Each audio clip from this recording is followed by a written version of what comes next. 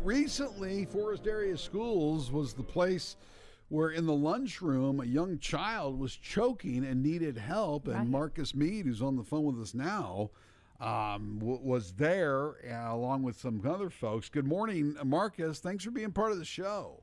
Hey, good morning, guys. Thanks for having me. How are things at Forest Area this morning? Oh, we're doing really well. So far, everyone's safe, everyone's secure, and we've had no emergencies today, so that's a good day. There's been a rumor going around that you graduated high school with Mickey.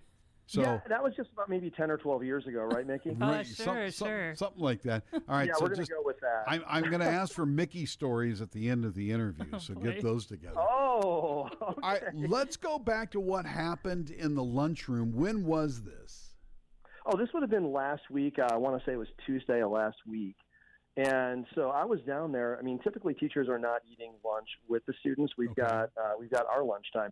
But it's not uncommon for me to go down there. I'm having lunch with the kids. Totally normal day. When all of a sudden, out of nowhere, one of my students from my homeroom, her name was Harper, came up and tugged on my sleeve and said, Mr. Mead, my friend is choking.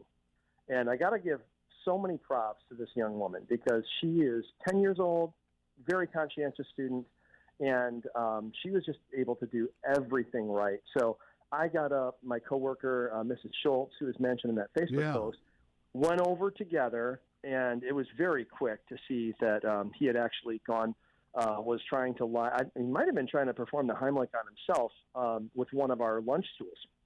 And Andrea put her hand on him, said, "Are you choking?"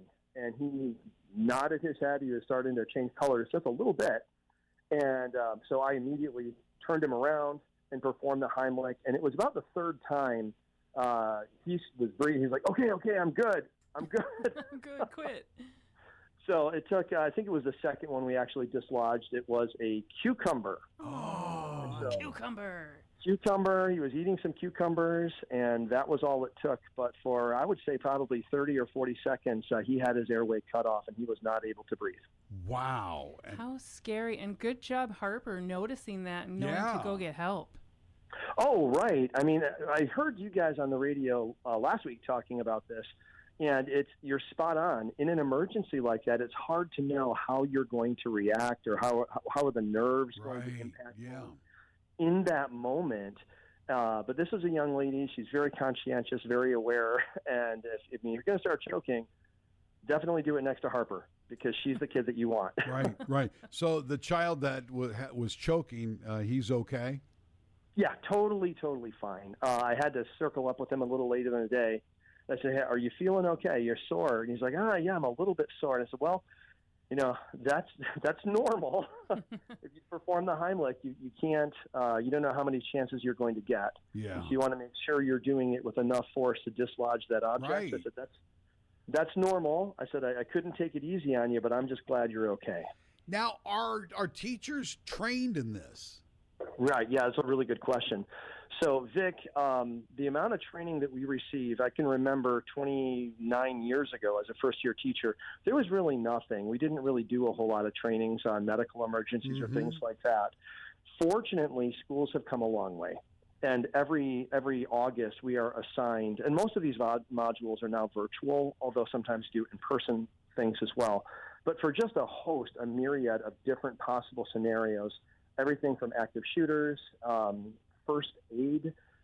We've got the EpiPen auto-injectors, which that's a huge issue. And I look at schools, one of the biggest challenges that we're facing medically is the number of allergies and the number of students who can have severe life-threatening allergies from being in the same room with someone who has peanuts or something like that. It can be life-threatening.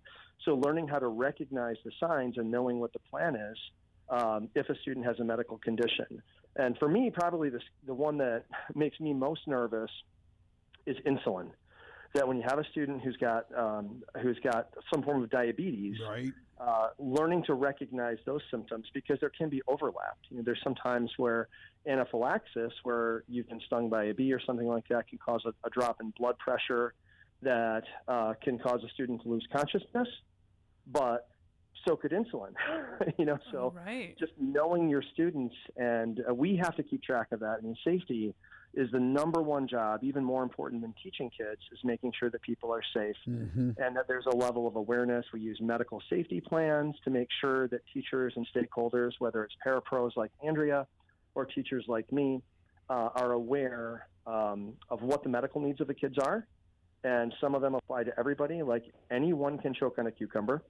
Some of them might be very specific to a student. And so we have to constantly be preparing and training for those events. Chew your food, kids. 40 chews, right? I mean, that's... Yeah. Well, it's kind of funny, Harper. We talked about it after. You kind of debrief when you go through a crisis like that, and you had a very happy ending. But for everyone's sake, we talked it through. And how are you feeling about this? And she said, Mr. Mead, I knew there was a problem when he stops talking because he almost never does that. Way to pay attention. I said, okay, well, I'm glad you're able to recognize that as a problem. And I think it's just as important for you, Mr. Mead, who you have been around kids a lot, to know that you can't make a big deal about it after everybody's safe. Yeah. The way that you're reacting to him, maybe he's embarrassed or whatever. So that's key too, so that he can just kind of get back to business as usual. No, I mean, I can remember from my childhood, my dad was a police officer in Leelanau County, and we came upon a car crash. And so my dad's training takes over. He jumps out, providing care. I didn't really see anything, but I can remember how scary that was for me at 8 years old with my brothers and I in the back seat, just knowing that someone's hurt. There's a medical crisis. And so taking the time to talk with the kids about that afterwards, following up with Harper as well as the student who was choking, reaching out to his parents, reassuring them that everything's okay. And just, kind of taking that into what we would call a continuous improvement cycle, like, okay, if it ever happens again, what went good? What could we do better? But fortunately, they did a great job, everybody. Was the child who was choking afterwards, was he scared? Because I could see that happening. Yes.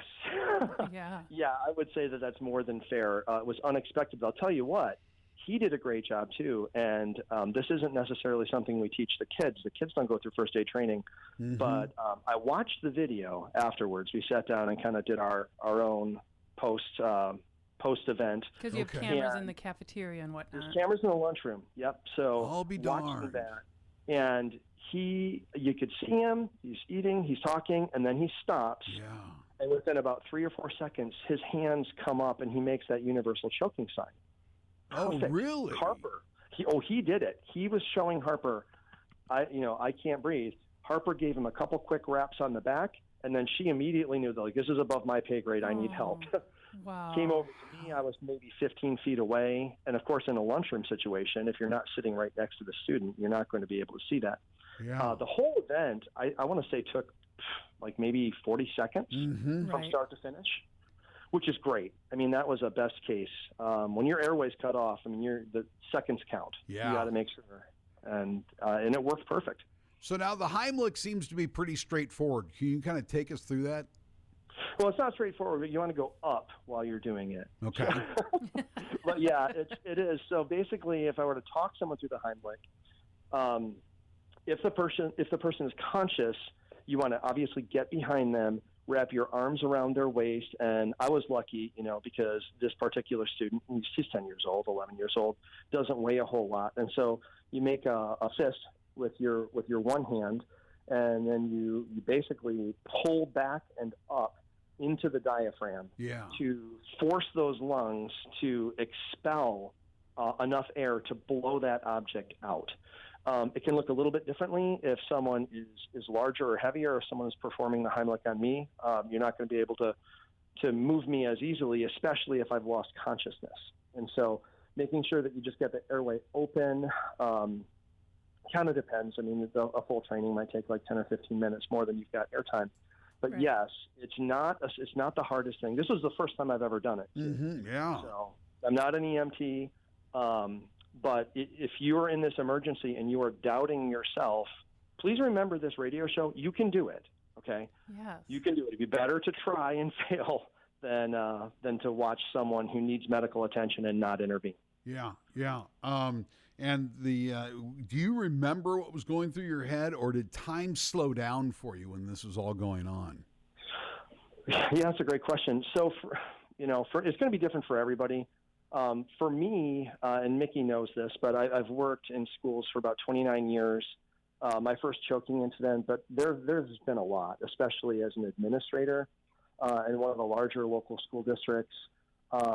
There were so many opportunities to practice in crisis situations, to keep kids safe, and to keep the school operating smoothly, that the more things like that you deal with, the less stressful it is. So, I mean, I don't want to sound like I'm bragging or anything, but like being able to recognize and just take action is something that you get better at with practice.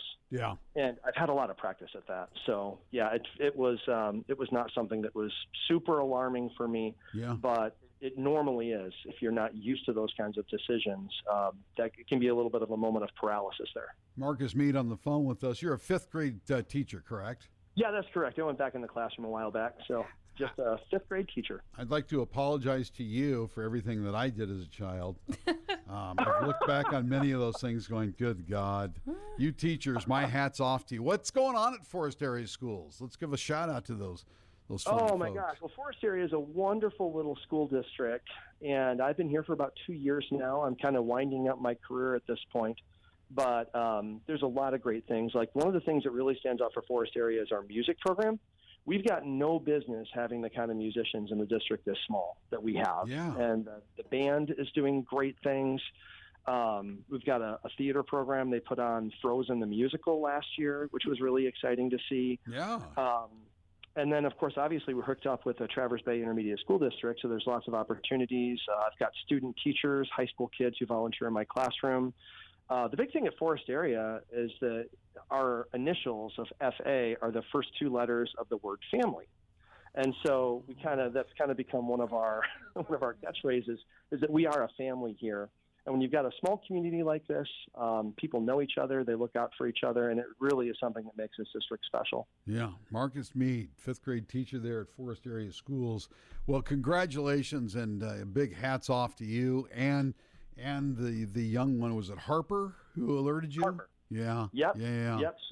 She is the hero. I can't do what I do unless she comes to get me. So hats off to her. This is such a tremendous learning opportunity. You addressed that earlier, to everyone involved and the students who saw what was going on. That's just, very valuable, and glad everything worked out. Yeah, me too. Thank you, Vic. Hey, thanks. Good to talk to you again. And you have any stories about Mickey? Did you ever hang out at the smoke hole? Speaking of band, one of my favorite memories, I think it was your senior year, Mickey. You joined the Pom Squad. That's right. And you were marching around with us for that senior year, 91, 92, and our football team did very well. We got knocked out of the playoffs, but by the time that happened, it was November. And it was freezing. I mean, we were playing in the snow, and I felt so bad for Mickey in her little pom-pom skirt. I mean, at least I had a band uniform. You were dressed in a full band uniform. Yeah, we only had our nylons. You were very committed to Central High School. So what year would have been senior year? I was 91, 92. 91, 92. Okay. Yeah. All right. Marcus Mead, good to hear from you, my friend. Thank you. Yeah, you too. You guys have a good day. Bye, Marcus. You bet. Yeah, can you just imagine the other students watching and seeing this going on? And I'm sure they were scared too. Oh, yeah. I mean, you see a friend of yours or someone you know in distress, it can be very debilitating. Right. And it happens so fast, Yeah. too. That's the scary part of whoa, what a life-changing possibility. Sam called in and asked about LifeVac. And isn't there a device that helps with those types of emergencies that maybe every school should have? It's hard to say. Yeah. Well, you talk about things you don't think about, that you're going to be called into duty to do. Oh, yeah. I talk and eat all the time at the same time, and I think about that Mickey, this is so dangerous. Don't talk with food in your mouth. I don't mean that necessarily. I'm just saying that, okay, well, I do mean that. But, Yeah, it could be a problem. I am very impatient. Yeah. And I got to tell you, I sometimes swallow before I've gotten all 40 chews in. Like 3 chews, and I'm like starving. Right. And I can feel it going down, and it's a bit of an issue. So you got to chew the food, people. But, wow. It's scary. Well, Can you good imagine job. being the parents then hearing about it after it was all done? And No. So scary. so clear thinking Harper, clear thinking adults, and saved the day there at Forest Area Schools. Just a great story. It's the Vic McCarty Show with Mickey DeRocher. Hi, I'm